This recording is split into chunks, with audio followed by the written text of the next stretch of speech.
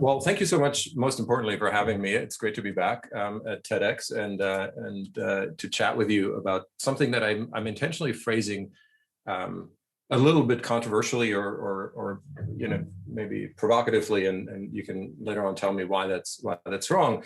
But I want to touch really quickly on four different thoughts as we're going through this pandemic and not really likely to be, or are not really likely to be out of this pandemic or future pandemics anytime soon. And one of the things that we've been doing, of course, is we focused a lot on misinformation as a core problem and trying to get citizens to be better informed. My argument is going to be misinformation is actually not our key problem. It's just a symptom of underlying structural problems that are both at the supply side, and I'll talk about this a little bit more, and at the demand side, meaning just embedded, deeply ingrained in human nature. And then just leave you with a couple of thoughts on what I think maybe uncomfortable levers are for change, but potentially effective ones. So let me start with this idea of why misinformation, first of all, may not be our central problem, but rather just a symptom. And most importantly, the problem isn't new. I'm just showing you data here that was collected by Tom Patterson at Harvard more than 20 years ago. This is just your general election cycle.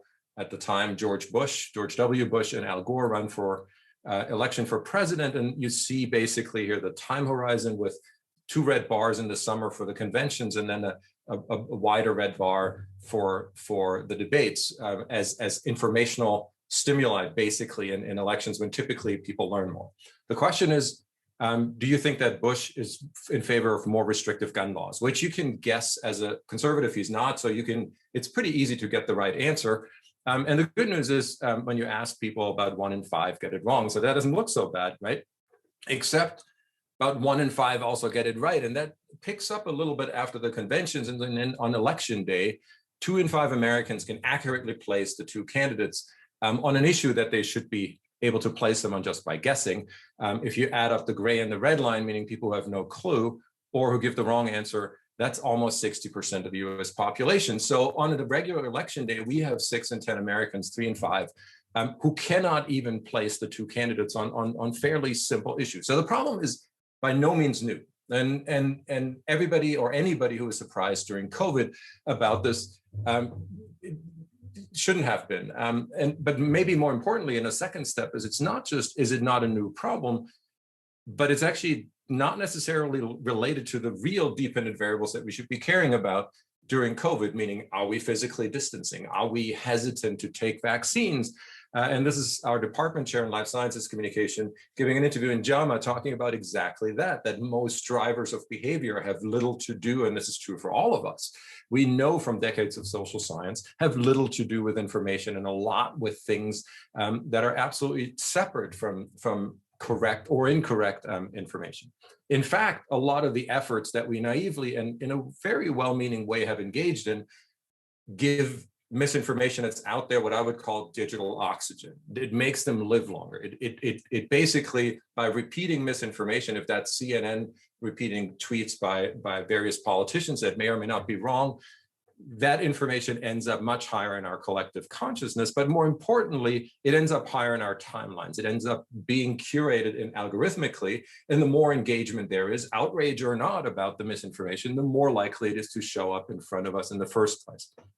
So long story short, I think by treating misinformation as something that each one of us needs to have the ability to recognize, which is important. I don't want to take away from that, but as a sole focus, focuses us really only on a very small symptom of a much larger underlying problem. And I want to focus on two here really quickly. And one is one that I don't think we very often put in terms that are explicit enough. And many of you will not remember this, but when IBM first started developing supercomputers, including Deep Blue, they developed a computer that was designed to beat people at chess. In fact, was designed to beat world masters like Kasparov at chess.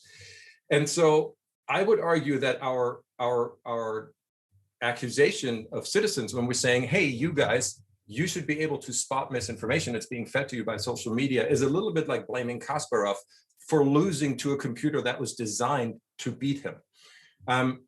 Since then, IBM, of course, has invested, this is just from this past week, in figuring out if we can create computers that can beat debaters at the college level at their own game. And of course, a computer having much more storage and ability to access information really quickly. It's an interesting read that I would recommend. But also we're in Facebook, of course, we're constantly being exposed to experimental testing where Facebook tries to even just rearrange our timelines in ways that make them more or less optimistic in their outlook, and see then if we in turn post articles or produce posts that are equally optimistic or more optimistic or pessimistic simply by rearranging the timeline that we're seeing. So in other words, we're creating a gigantic supercomputer, or for that matter, computational power that is designed to overcome humans, and then we're surprised if it overcomes humans.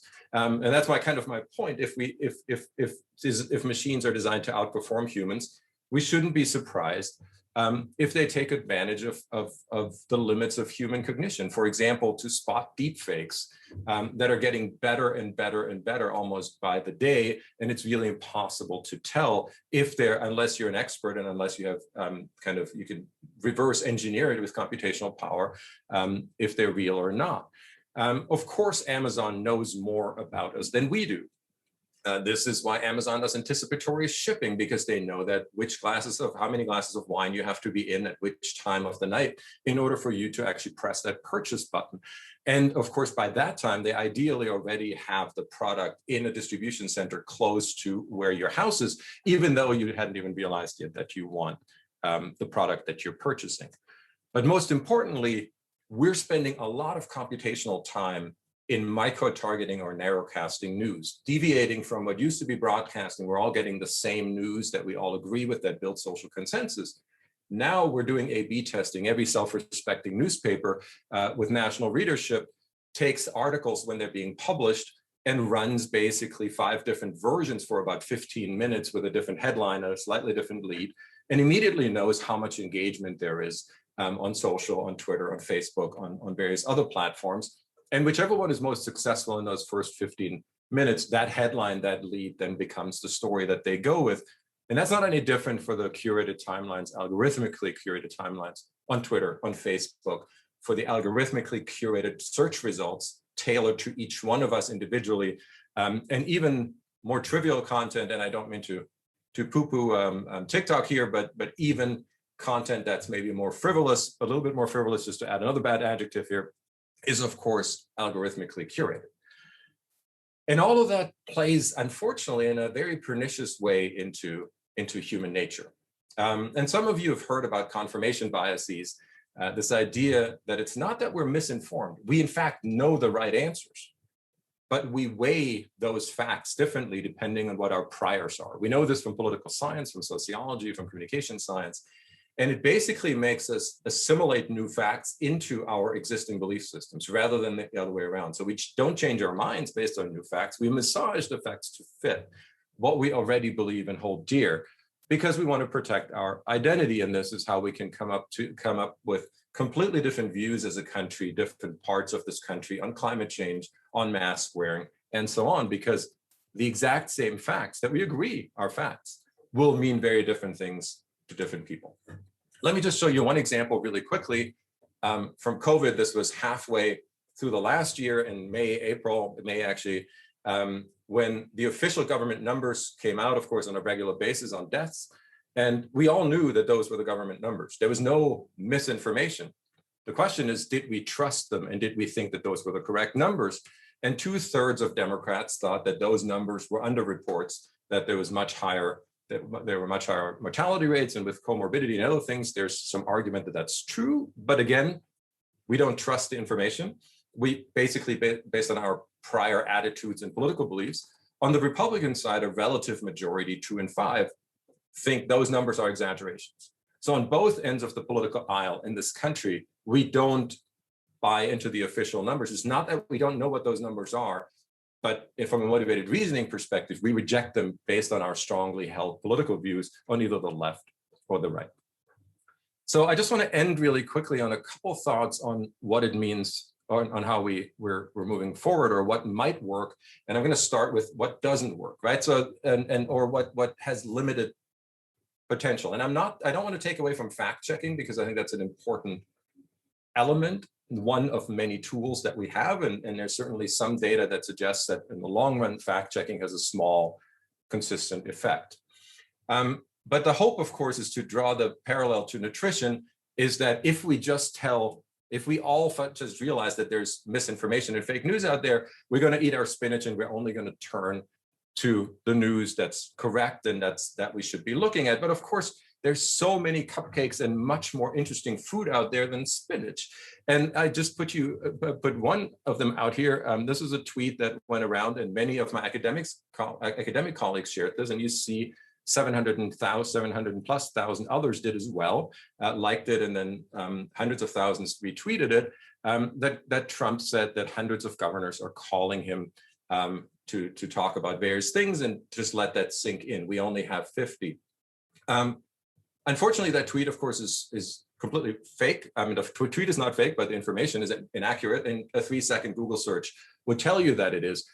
But it fits our prior so much more. If I'm a strong liberal and I think Trump is not very smart, this tells me everything I want to hear. And so, of course, I'm going to share this one. I don't want to have the spinach that tells me this one is wrong. I want to have the cupcakes that feeds everything that I strongly stand for, that is my identity. And this is where a large part of the problem comes in, because this stuff, of course, gets prioritized algorithmically, and it feeds human nature. So what are the levers?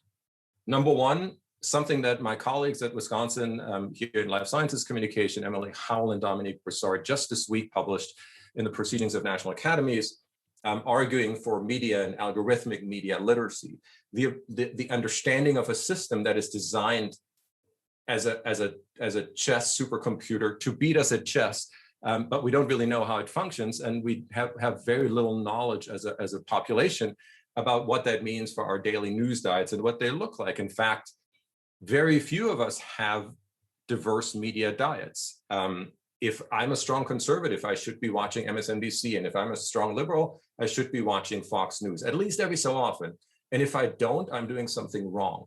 There's data from Pew that shows really nicely ideologically where some of these news outlets are falling. And I would strongly argue that one of the things based on social science that our research shows is embracing disagreement is actually a really good thing. Hearing the other side is something that produces normatively desirable outcomes, including information processing, voting, and feelings of political efficacy of being able to make a difference. But that won't be enough. And I'm not saying this as somebody who grew up in Europe and believes in regulation more than maybe the average American does, but there's absolutely no way out of a system that fiscally rewards keeping people on platforms and feeding them, all of us, feeding us what we already know and believe and want to hear. And I think the Apple-Facebook fight shows that really nicely, because Apple is basically fiscally benefiting from being a company that brands itself as being privacy conscious and actually keeping other platforms from tracking people, and people are beginning to pay for this and are willing to pay for this. So there's both incentivizing and regulation that may work hand in hand or hand in glove. The last thing that I'll mention is an effort that's going on with Google and the National Academies of Sciences on figuring out if there's a way of actually using the same tools that feed us the cupcakes to also filter out and prioritize information that is more credible, more authoritative. So in other words, can we use supervised machine learning and other types of tools to help us in real time classify content and deliver it in ways either on timelines in terms of order and curation, or in ways that is tailored toward and micro-targeted towards specific audiences that makes it easier for us to beat the chess computer proverbially or metaphorically rather speaking. So I'll leave it at that. Hopefully I've been provocative enough that there's some pushback and that it triggers some discussion and ideas moving forward. And thank you again for having me.